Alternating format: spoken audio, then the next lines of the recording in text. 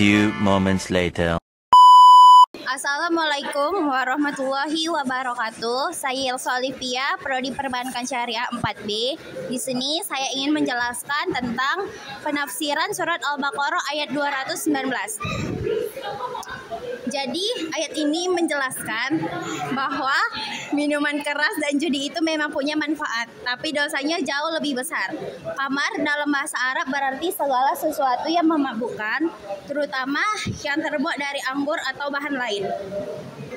Menurut ulama nih, segala bentuk minuman yang memabukkan, baik maupun sedikit, hukumnya haram.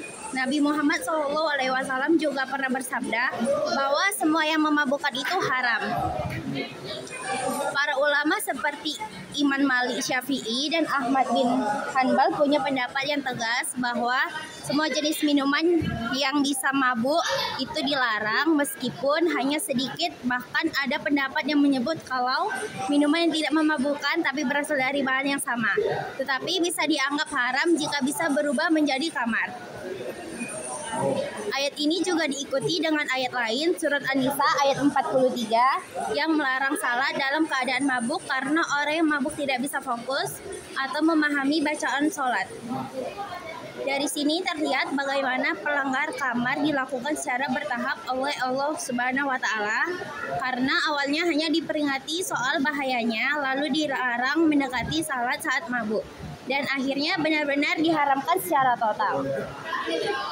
Jadi kesimpulan khamar dan judi awalnya dijelaskan punya manfaat, tapi karena dampaknya merusak akal, harta, dan ibadah, maka Allah melarang secara berhadap hingga akhirnya diharamkan. Mendapat mayoritas ulama juga sepakat bahwa semua memabukkan dan semua bentuk perjudian dilarang dalam Islam dan hukumnya haram.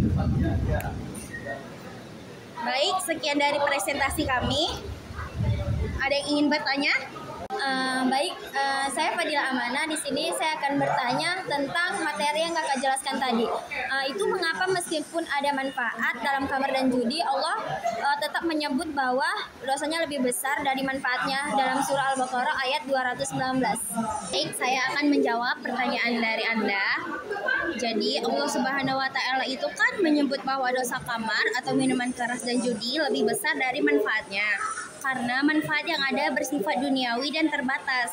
Memang ada manfaat sementara dari khamar dan judi, seperti khamar nih bisa memberikan rasa senang sesaat, digunakan untuk pengobatan zaman dahulu.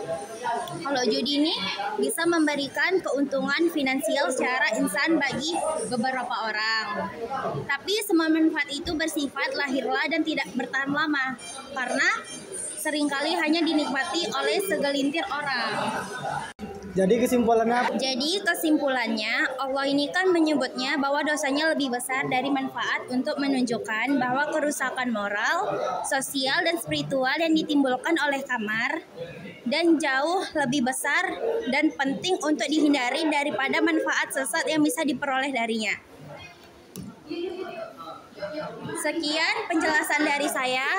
Saya ucapkan wabillahi taufiq wal hidayah. Wassalamualaikum warahmatullahi wabarakatuh.